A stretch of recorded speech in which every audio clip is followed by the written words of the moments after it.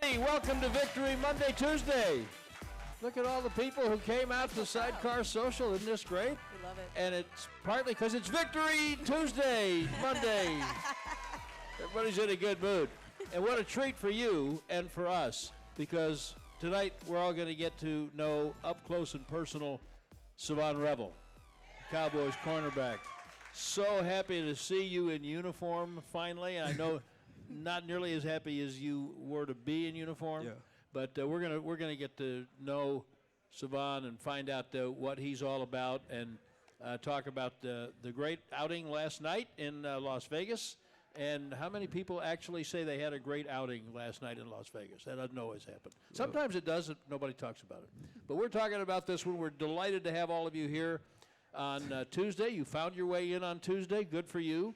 Happy to have all of you with us on the Dallas Cowboys Radio Network, and whenever and wherever you are watching, streaming on DallasCowboys.com. That's what these little boxes are, Von. These are little cameras, so wave to the people. Hi, everybody. Thanks for joining us. Appreciate y'all. Yeah, there you go. Okay, how happy were you to be in a uniform and in an actual football game? It's very hard to explain.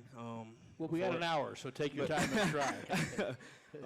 It was very hard to explain. I took my time, like pregame, walked around the field a couple times, talked to my dad on the phone. You know, he kind of motivated me to keep my head on. It's like nothing new to me. I've been playing football since I was 4 years old, so just like keeping that in my head, like this is just like everything else. You know what I mean? Be confident in myself, be there for myself, be available for myself. You know, I also had my teammates to also be there for me.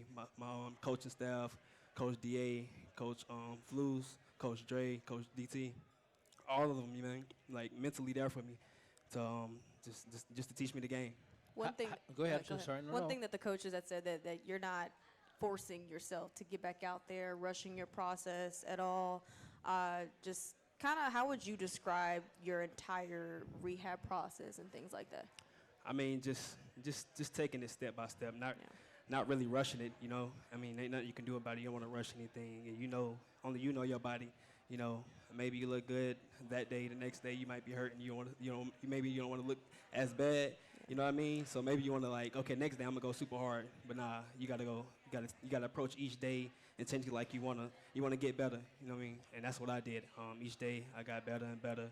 I trusted in Britt. Each day, he was on me hard. Well, he ain't give me no slouch. He did not give me no slouch. You probably figured out that Britt Brown is a good one to trust in. Yeah. Oh, yeah. And you've probably also figured out that he is on you guys hard because they intentionally want that to be harder than the game. If you can handle Britt, you can handle playing in a game. Oh, yeah, definitely. Did you have any in the rehab process? Let's go back for those of you who don't know the details. Shavon's at East Carolina. Knee injury in practice. Yeah. In October, was it? September. Nah, October. You was right. Okay. Yeah. Oh, God, I got one right? Heck of a deal. Nah, hold on. It might be September. I'm trying to remember. You played 3 games. September. Right it was then. September because I got surgery in October. Yeah. Okay. Gotcha. Yeah. So that's a long time for a young man who knows nothing but playing. And how did you deal with that frustration? You know, it wasn't the hardest thing that anybody ever done, you know what I mean? I tore my ACL. Okay, it's people out there going through harder things, you know what I mean? And I got faith in Jesus, you know what I mean? And I felt like he had my back.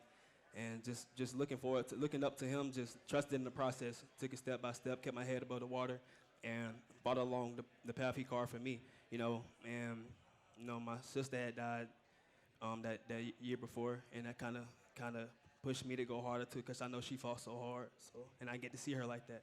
So that kind of got to me, and that's why I pushed. So that's why I pushed so hard. So this brace you've been wearing, are you wearing it right now? This one right here? No, not the bracelet. The brace that you wear on your knee. Oh, my brace. Yeah.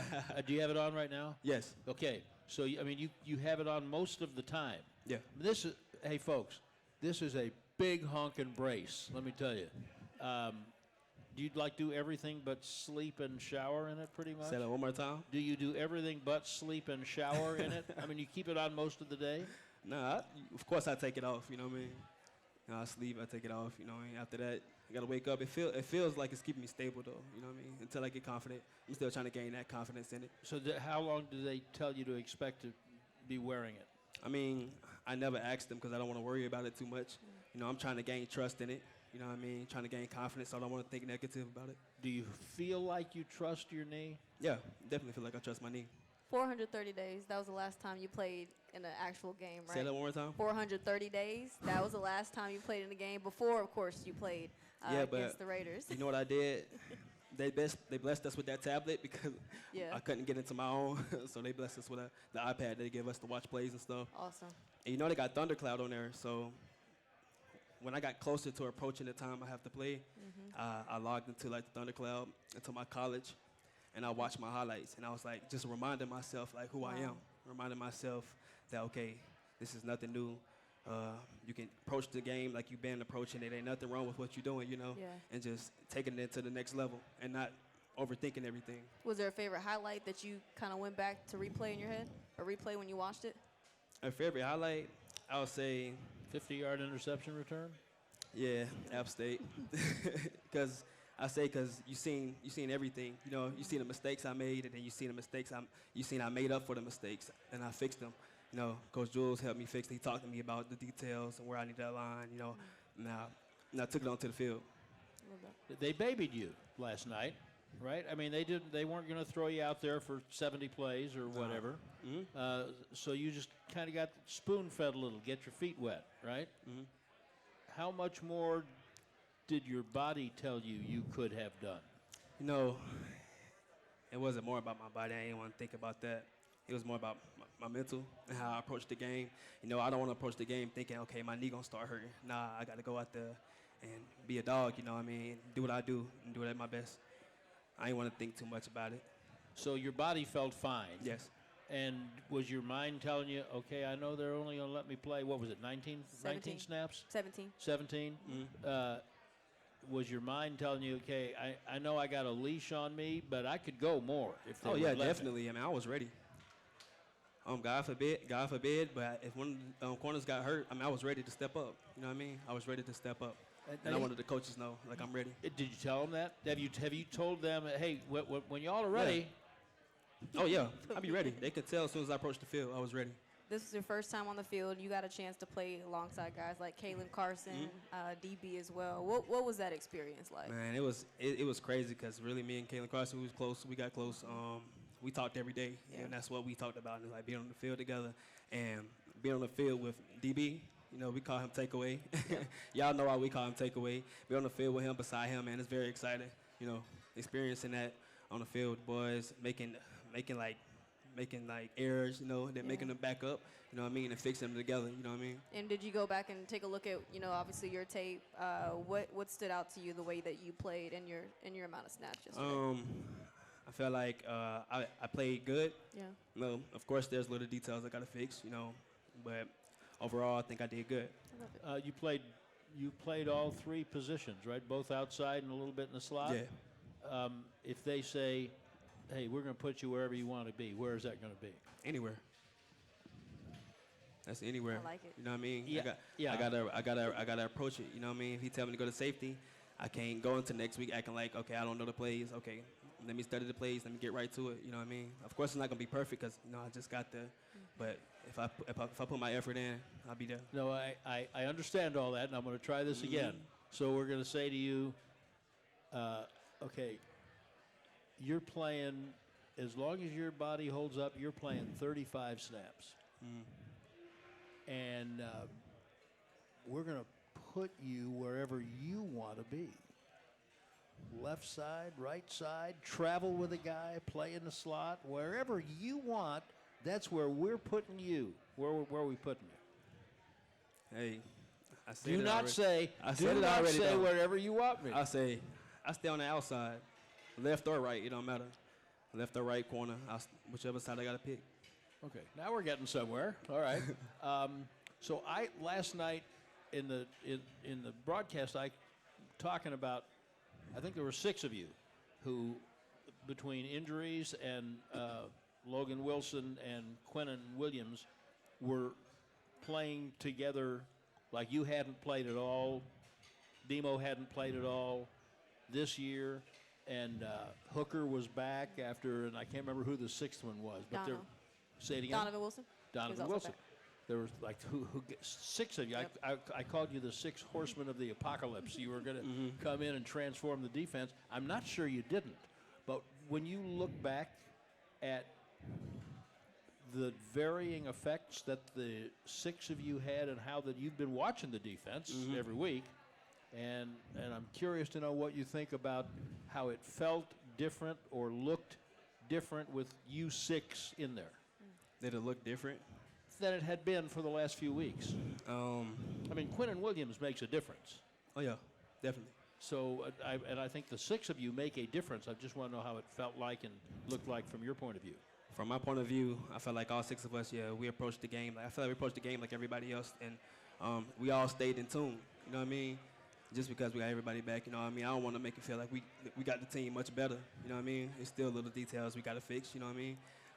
I don't want to just be a standout. I don't want to point fingers at everybody, but I feel like everybody had the same approach to the game. So, yeah. What was the difference in terms of the secondary and the way that you guys played? Because obviously a pass rush helps, the back end. So what did you like from the secondary and the way that you guys kind of took it to the next level? It was just coming back from a loss, Marshawn Elam, and that kind of hurt us. We was kind of doing it for him, you know what I mean, and not only doing it for him, but doing it for the team, and the brothers. So it felt great, man. I feel like everybody gave 110% effort, and went out there with the same intention is to beat down on the Raiders. You know what I mean? I would say the 53 plus the practice squad of you all bonded even more strongly because of what happened with Marshawn. Yes. Yeah. Yes. And so Dak has said, I think Osa has said, Schottenheimer has said, this is not going to be over tonight. This is forever now. This lasts, and this commitment. This extra bonding, you think that's something the team can build on and carry forward? Yes, I think that loss kind of opened up everybody's eyes. You just trying to get to know everybody, trying to get to like one thing I said to my boys, to my room was to say, like, you wake up every day and you're blessed. You know what I mean? If you couldn't wake up, it wouldn't be anything you could do. You know what I mean? I feel like that's a blessing. And I told them boys, like, get to know everybody. Even though, okay, you went to the same school as him, don't mean you got to only talk to him. I mean, you might say one thing to somebody, he might be having a negative day, and that might just brighten up his day and, just open him up. Shavon Revel's our guest tonight. We're looking forward to having all of you get a chance to meet the Cowboys rookie cornerback. We are on a Tuesday night edition of the Miller Lite Cowboys Hour at our normal spot at Sidecar Social in the Star District in Frisco. And we are brought to you by Albertsons. When it comes time to shop for tailgate favorites, go to Tom Thumb and Albertsons. Get 10% off your groceries every Dallas Cowboys game day when you wear your Cowboys jersey. Tom Thumb and Albertsons, the official supermarket and pharmacy of the Dallas Cowboys. We're going to come back and get to know the real Shavon Revel when the Cowboy Hour continues. Tom Thumb.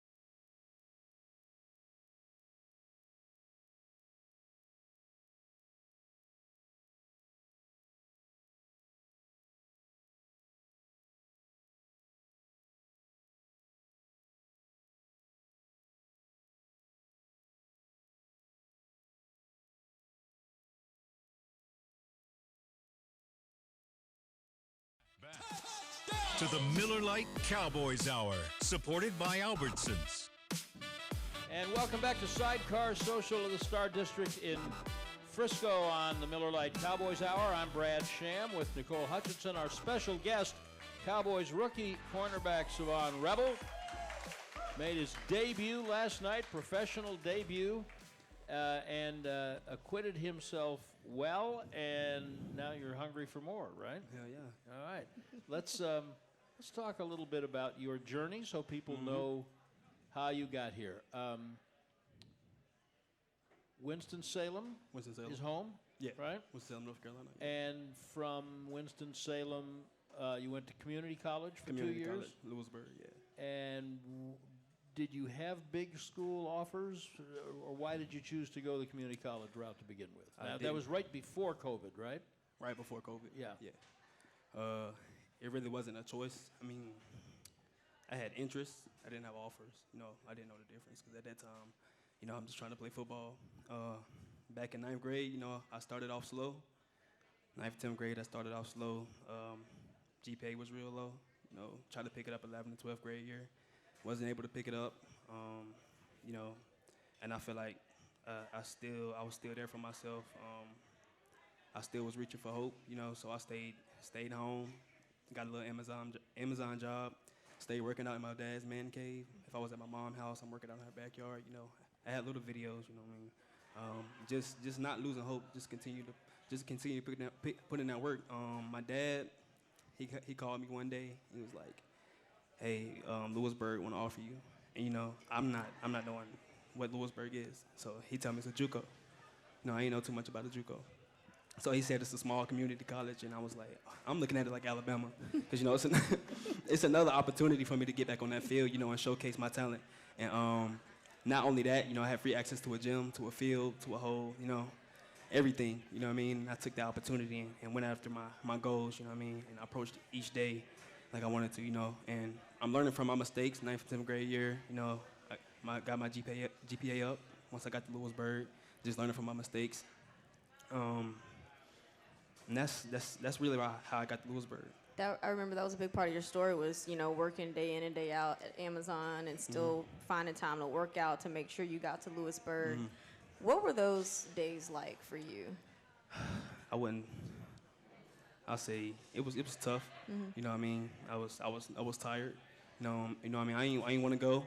Yeah. But nobody always want to go, you know. It's all about, do you want to do it? You know what I mean? Do you want to put in that work? Do you really want to reach your goal? Do you want to put in that? Are you determined to go after that? So and that's kind of what I was doing. You know what I mean? My mom and dad worked their hardest. Everything they got right now, they work for what they wanted. You know what I mean? They work for what they got. And I kind of installed that inside of myself. And I was like, okay, it's just keep working. You know what I mean? And, you know, I was in 10-hour shifts, you know.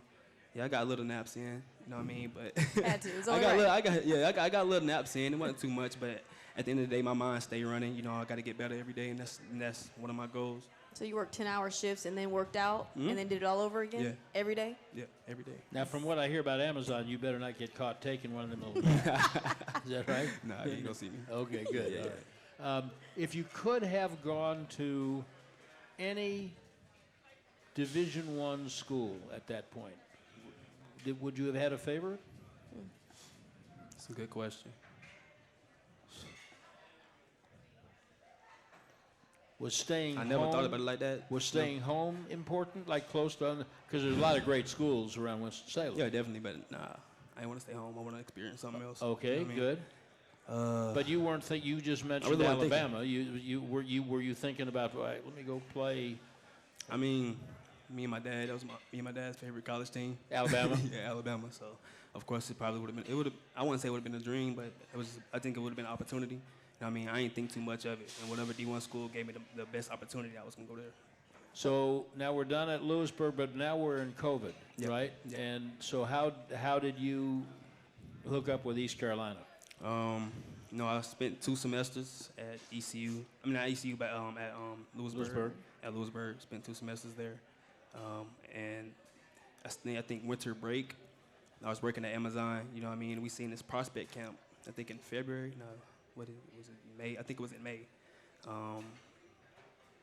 I seen a flyer. It says prospect camp. You know what I mean? My dad, we looked at it. He was like, hey, let's try it. You know what I mean? And then we got to that day. Wait, let's reverse. The day before, I went to work. I worked that shift. You know what I mean? I waited for my dad to get off work, dropped him off. You know what I mean? I got a little 30-minute nap. And, like, he came in the room, you know what I mean? And I know my dad, he was very tired because he worked longer than I did. And he also got in there before I did, you know what I mean? And he's older, too. Yeah. I mean, I'm big on that. I'm sorry. Yeah. He came upstairs, came to the room. He was like, son, you ain't got to go no more. You know what I mean? And I don't know where I would have been if I didn't say, nah, Pops, let's go. Like, let's go. I got to do this. So we got there, a little 3-hour drive. Got there. It's kind of like the combine. You run the 40, broad jump, vertical, all them things. But we did one-on-ones at the end. And what impressed them the most was my length, my speed, and my explosiveness. So, you know, one of the coaches pulled me to the side, gave me a little yellow band, you know what I mean, and said the defense coordinator want to talk to you. Blake Harrell, East Carolina, head coach at East Carolina right now. And he was like, he said, the head coach want to talk to you. I'm like, oh, man. I had them nerves, you know, I had the butterflies in my stomach. So, and I'm talking to the head coach, Mike Hutchison, at that time, and he was like, son, we gonna offer you. They gave me an offer at the 2.0 at that time. And, you know, most schools ain't offering nobody. No D1 schools offering nobody at 2.0. You know what I mean? And he gave me an assignment, and he was like, son, we gonna offer you, and we give you a mission. You go back to school, get a 2.5 or higher. You know what I mean? You here. And I was like, okay, I'm thinking to myself, I'm like, a 2.5, nah, I'm gonna reach higher than that. And that's how I approached every day, you know what I mean? I stayed focused in my schoolwork, I stayed working out, had a routine, you know what I mean? It's no different from everybody else. You know, I eat breakfast, I still eat breakfast, I wake up, you know, but I stay in that weight room, that track, that field, just work on my technique and everything I gotta use that I have to use in the game. And so you're shooting for the 2.5. What'd you get? A 2.5?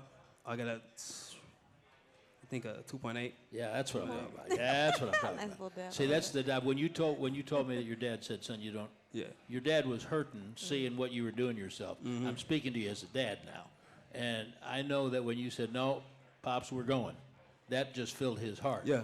And when you made a 2.8, that filled it up some more, and gave you increased confidence in yourself, I'll bet. And did that transfer to football also? I always had that drive for football, though. You know what I mean? And I took them grades as not, I wouldn't say a lesson, but as an assignment that, okay, if I can make a C, I can make a B. If I can make a B, I can make an A. You know what I mean? And that's how I approached every day. And I know I love the game of football. You know what I mean? I can't blame nobody else but myself. You know what I mean? So I approached each day like that, keep going, and just talk to myself like, okay, my mom and my dad, you know, my family, they supported me. They right behind me, so I have no reason to back down now. So I approach each day with the intent to get better and better every day. Where'd the drive from football, the love for football even come from? I've been playing football since I was 4 years old. And I did not miss a year, I promise you. My dad could be all the way in California and know we miss practice. I don't know how. We just be lost. Because that's what we do. But, yeah, I ain't missed a year of football, you know. I got injured a lot, though. Okay. And, like, I went through a lot of adversity. And that really taught me, like, throughout life, you can get a lot of adversity. That made me think, like, okay, it's not the end of everything. 'Cause each injury, it wasn't the end. It was all temporary.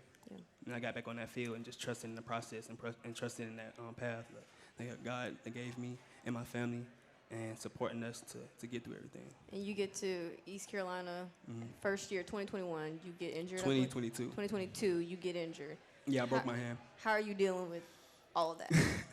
First off, I was dealing with the plays because it was a lot different from, you know, JUCO. Yeah. You know what I mean? Really the details to the plays. Because at that time I didn't know a lot about football fundamentals. You know, I knew the basics, but you know, but they taught beyond that level. Yeah. And that's what really helped me a lot. And just being there, you know, it was fast, very fast for me. You know, and when I broke my hand, it kind of slowed me down even more because now I'm not practicing. It's more like mental reps. So me trying to see it on the screen is not me seeing it on the field. Yeah. So I ain't let it stress me out, you know. I got surgery, did what I did. They let me play with the club, you know what I mean? And like for, you know what I mean? If I can play, I'm gonna go out there and play on the field. I don't care. You can give me a club, a cast. I'm gonna get out there and run for y'all. Were you still playing corner? I was still playing corner, but 2022, I was mostly special teams. Okay. Because, like you said, you put a wrap on it, a club, all right, so you're not going to intercept with that hand. You are long, you use the other hand. Do what I can do. Yeah, right. So when did you start to get well, how old were you when you first thought about playing in the NFL? 4? 6. 6, okay. By the way, at 4 years old, what are we doing playing football at 4 years old? Are we just running around? I know what little soccer players are doing when they're 4 years old. They're picking flowers and Literally. running around. Yeah. I don't know. I don't know what me. I was doing. I probably don't know where I was running with the ball at that time. I don't know. I just know I was playing football. Okay, all right. I know I was wearing a blue and a burgundy shirt, and that's it. I mean, you're probably one of the best athletes on these teams, these youth teams, right?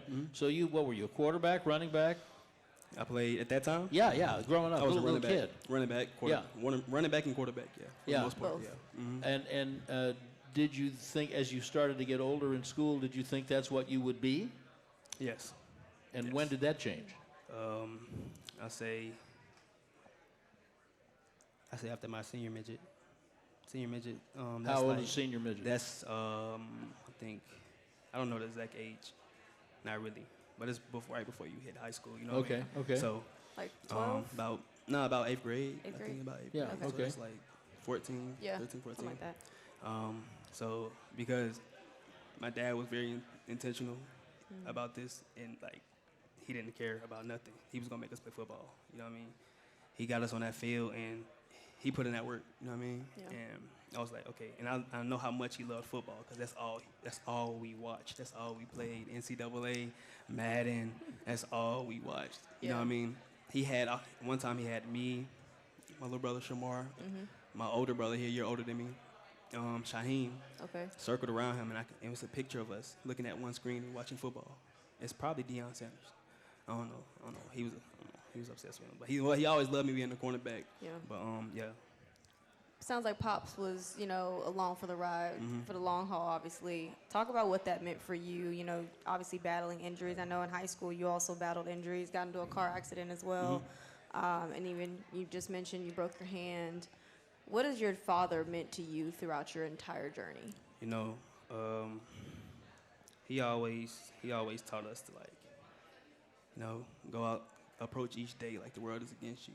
Not saying that you have to know everybody, like everybody is against you. I just approach that day as in saying be confident in what you're doing, speak up, be kind, be nice, but whatever you're doing, be intentional with it, but make good choices. 'Cause we learned from him. He taught us all his bad choices, but he telling us that to learn from him. You know what I mean? And He told you all his bad choices? He might be keeping a secret. He told you enough of them to get your He told us attention. enough, yeah, definitely. Okay.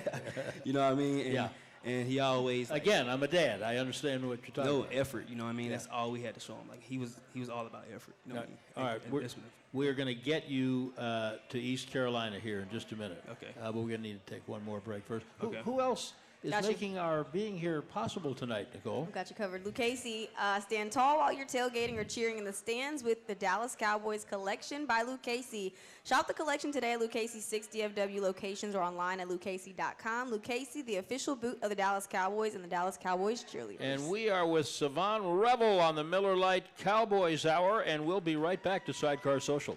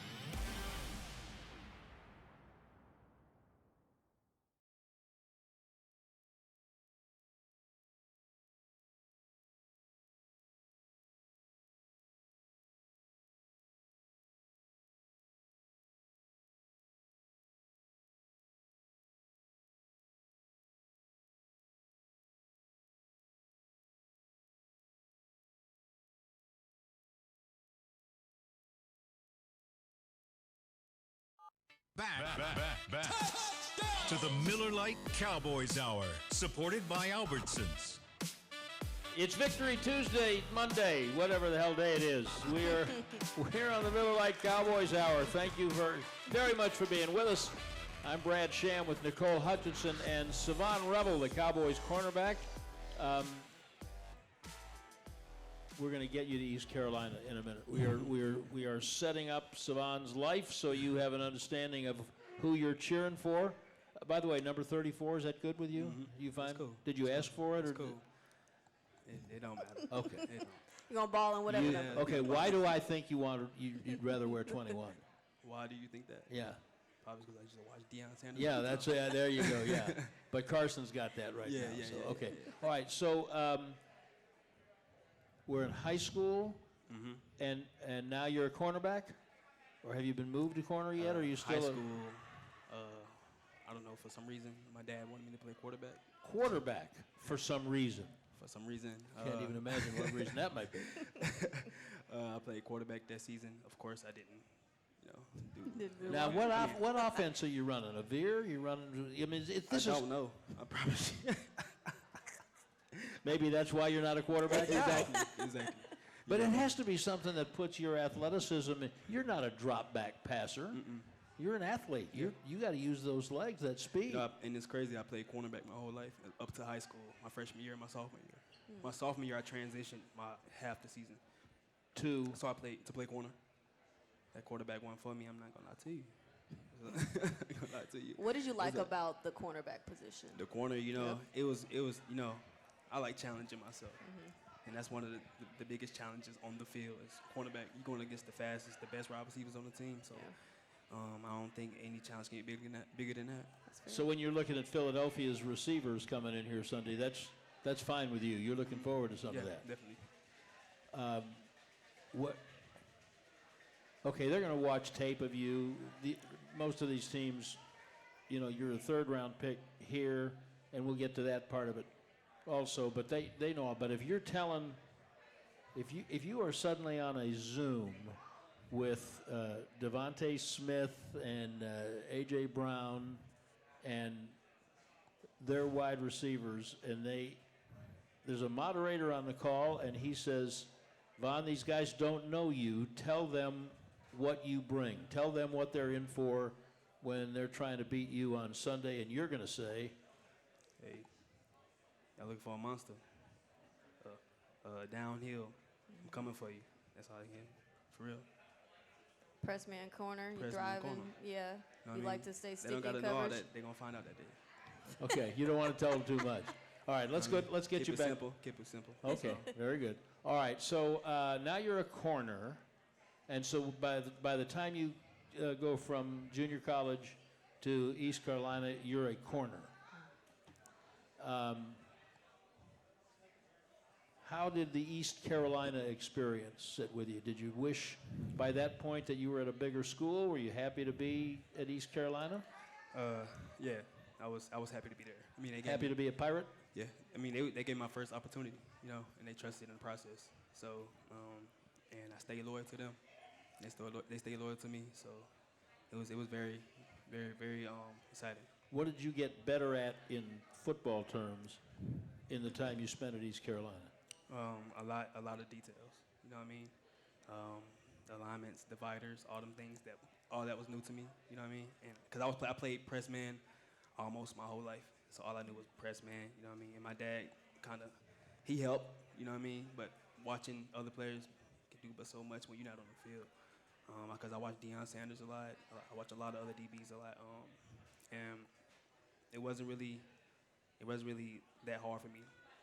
But it was just for me to lock in on the details. That was the only thing, the little details. What were some of the biggest challenges for you in learning kind of the basics of football? Because I remember you saying, that you knew football, but not like the fundamentals and things like that until you got to East Carolina. So what was kind of the biggest challenge for you, if you had any challenges at all? Definitely that part. Yeah. The details. Because it was new to me, and of course it was faster. And the plays that they were calling, they got to get used to the verbiages and hand signals because we didn't do a lot of that as you go. I mean, we called our plays, we did what we did, but I played a lot of press man. It wasn't a lot of that. So, and I had coaches that was there for me. Coach Steve Ellis, he was there for me, and he was more about developing me for the D1 level. You know what I mean? That's what that year was. 2022 was a development year. 2023 came around. Coach Jules came in, Oklahoma State right now, cornerback, Oklahoma State right now. He came in, and he really broke it down to me, and that's what really helped me with my game. He broke down every detail, every step, and it helped me a lot. Yeah. So I'm sorry. And so last year, 24, that's when you hurt your knee. And how do you stay on top of?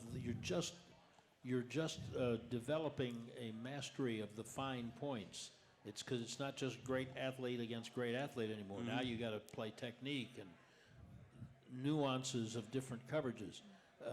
Did that slow you down any, not being on the field after that injury? Nah, it didn't slow me down at all.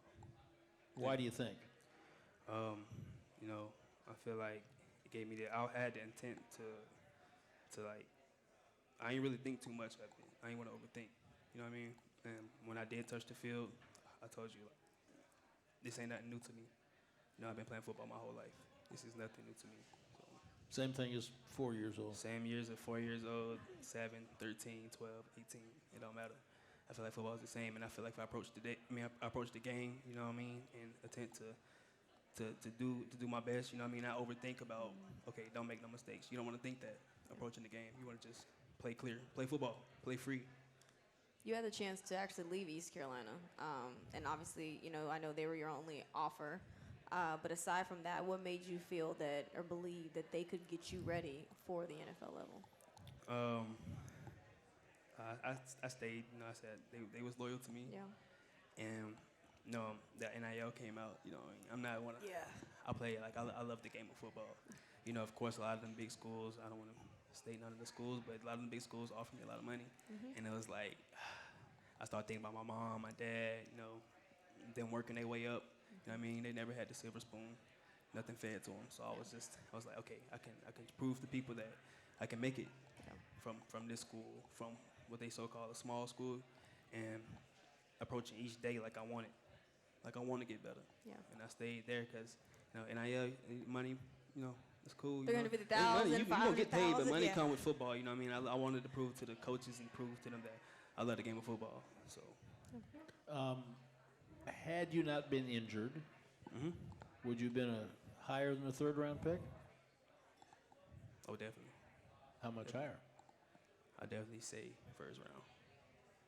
And I'm guessing you must have had people telling you that. I've seen a lot. I know. I've seen a lot, and I know that it really no rounds really matter to me. Right. You know what I mean?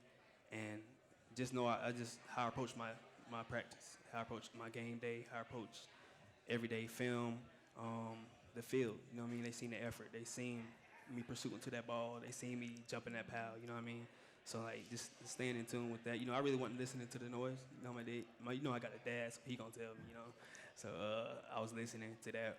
Of course, it got to me a little bit, but I ain't let it distract me. I ain't listen to the noise. Did you have a favorite pro team as a kid? The 49ers. Because I think we were watching one of the highlights from the Cowboys.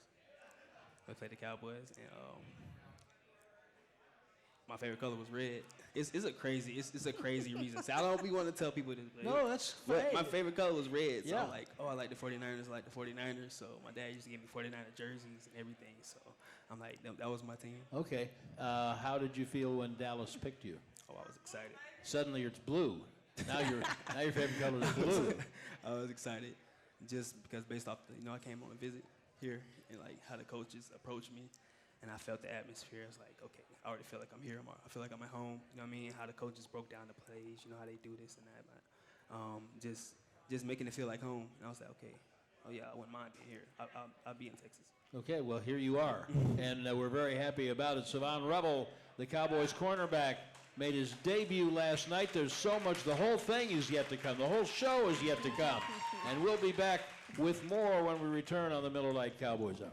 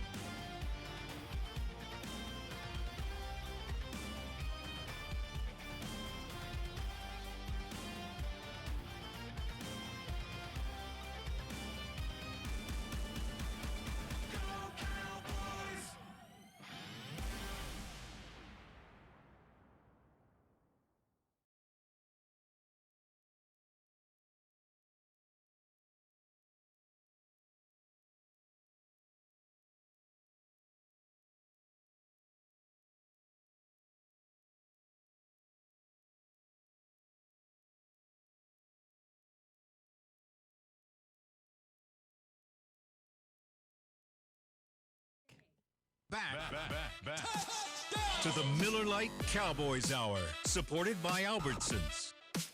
Welcome back. It's Victory Monday, Tuesday.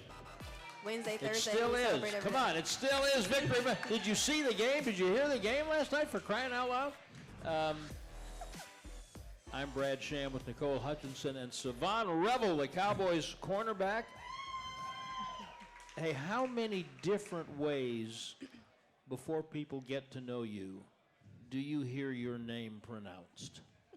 First and last. How many ways do I hear it? Yeah, I mean, you must have heard a whole bunch of things that are not the way you Of course, pronounce it. Of course, I heard Shavon. I heard Shavon. Yeah. I heard Savon. And then did you that's hear? about it. You hear Revel? Revel. Yeah.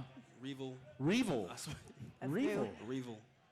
Wow. I heard all those things before. Shavon Revel. Yeah. Okay. Well, that's Shavon Revel's our guest Oh my here this God. evening. Let me not forget to remind you that we will have no show next Monday. It's Thanksgiving week. I'm not sure how it got to be Thanksgiving already, but here we are. And we just don't like to ask the players to try to do that on a short week, so we won't have a show next week. And then we will be back on Mondays. Mondays for the rest of the time throughout the month of December. So, including, even though it should be the same logic, the Monday before the Christmas game in Washington. We will be here that week, but not next week.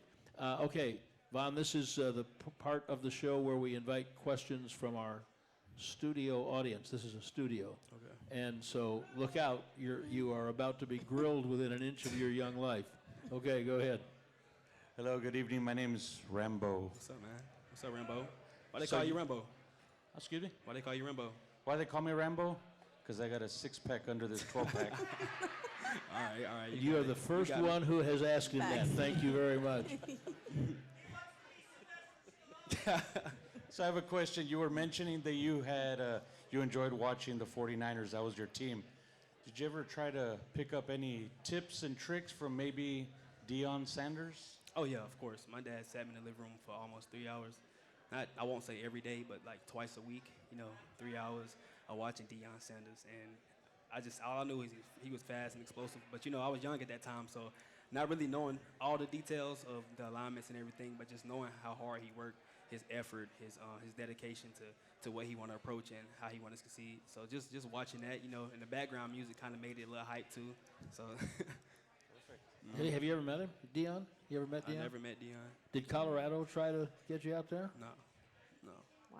Dang. Guess they just didn't know, huh? Okay. How you doing? Larry McKinney. What's up, man? How you? How you doing? This is going to be off of football. This is going to be a totally different career. You've been selected as the destination management director for your hometown. Besides the ghost tours that they have, what tourist attraction would bring people to see your hometown? Man. I say. Do you know about the Tourist ghost in my hometown? tours? You know what he's talking about, the ghost I don't tour? know. Okay. After the show, Larry, not now. Okay. What would they bring to my community? Yeah, I mean, what would you tell people? Here's why you ought to come see Winston-Salem. If you love the game of football, you come down there, and it's all we about for real. Down there, it's all about football, love of football. A lot don't make it out, but you can see a lot of fight and a lot of effort for real. That's all I can really say. Now, that's also pretty good basketball country. Basketball country, you think? I ain't really watch basketball. In North Carolina? Yeah, Interesting. I ain't really watch basketball. Did you ever North try to play Carolina, basketball? Duke? My dad definitely put me in basketball. Okay. Track, basketball, all them type of sports. Now, you were a heck of a track athlete, right? I wouldn't say heck of. I was all right. You were all right. And I was all right. what were your events?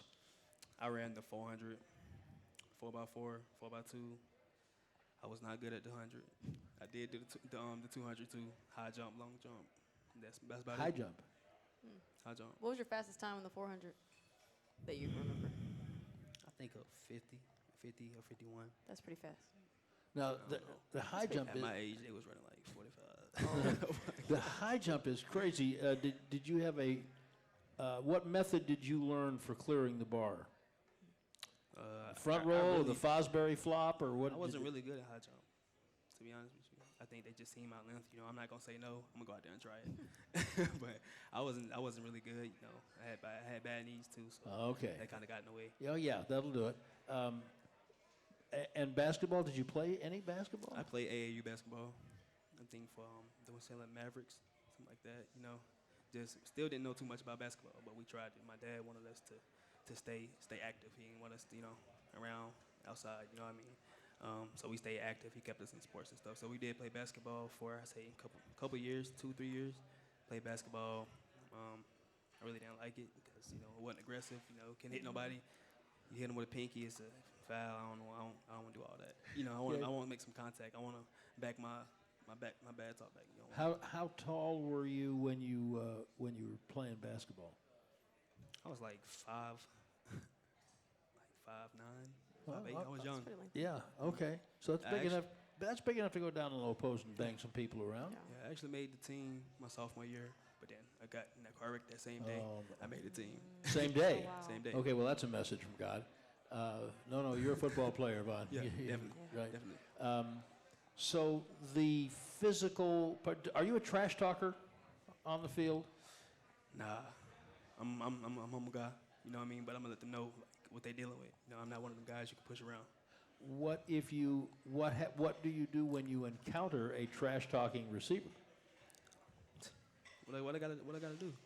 I mean, So you he don't gotta entertain back it. it up. You don't entertain it. You Nah, I just- don't gotta entertain it. I don't need him to. He ain't gonna mess up my game. Keep doing what I've been doing. You know what I mean? Have you always been like that? Yeah. I mean, I've talked some trash, and it's not worth it. You know what I mean? So I just go out there and play. There was a guy at the hotel yesterday. I wish you could have met him. Who played here for a long time. His name is Orlando Scandrick. He was an outstanding cornerback. Worked his way up from being a very low draft choice to a Pro Bowl player, and not overly big, not nearly as long as you. And he played with a chip on his shoulder. And I have a feeling that Scandrick probably would have a conversation with the receiver during the course of the play. I'd love for you to have met him. It was great to see him. I just thought about that when I heard you talking about being aggressive. So, so you like the tackling part of the game? Mm-hmm. Well, that makes you different from Dion right away. Yeah, of course. And so, what is your favorite part of playing cornerback? Just the challenges, like I said. You know what I mean? You're going against the best. You know what I mean? You might have Jamar Chase, then you might have Jamar Chase, then Tyreek Hill the next week, then Justin Jefferson. You know what I mean? Those are all challenges. You know what I mean? That's kind of like that's a mental challenge too, because you got to approach the game the same way each week. You know what I mean? You can't think any different. You can't think because he the best receiver, he got 1,000 yards. You can't think that. You don't have no negative thoughts approaching the game. You want to approach the game like you did each practice. How about the nuances of didn't you have a penalty last night? Did you get called for a penalty? Yeah. Well, what was it for? Holding. Did you think you held the guy? I don't Maybe think a I little. hold him. I was probably a little too aggressive. I don't think I hold him though. I don't think I held him. I was a little too aggressive. The only reason I'm asking that is that one of the hardest things to learn in making the transition to professional football? What can you get away with? Mm-hmm. There are things I can get away with, but I have to know how to do them. Yeah. And so I don't get called. And learning the officials, is that one of the toughest parts of it? Yeah, definitely. You gotta find ways to finesse it. You know what I mean? Definitely at corner. Definitely at press man corner, because it's a lot of hand fighting. It's a lot of scrimmage. So, we can't touch nobody past 5 yards. But you don't want to put that in your head. Just continue to play your game. You know what I mean? That's probably one of the hardest thing to do. Just become muscle memory if you practice it every day. One thing that I love hearing you say is that you're self-motivated. Obviously, you like to challenge yourself. What is the challenge for yourself for the rest of the season? For the rest of the season, Yep. is to stay consistent. You know what I mean? Throughout this process. You know what I mean? Still going out there and trusting that this is not different. This is just a different day. You know what I mean? Approach each day with the intent to get better on my details, my alignment, my assignment, and that's just kind of how I go throughout my day and out my practices and out my game days, and that's how I approach it. Well, I can't even say we've just seen the beginning. We've just seen the beginning of the beginning of what Shavon Revel is going to be. But I think people know you a little bit better now. So thank you for coming tonight. I appreciate y'all. Really Thank you. appreciate Thank you you. being here. Appreciate it. And you're going to love watching this young man play now. You're going to love number 34. This is the Cowboys Hour. I'm Brad Sham with Nicole Hutchison, and we'll see you a week from next Monday.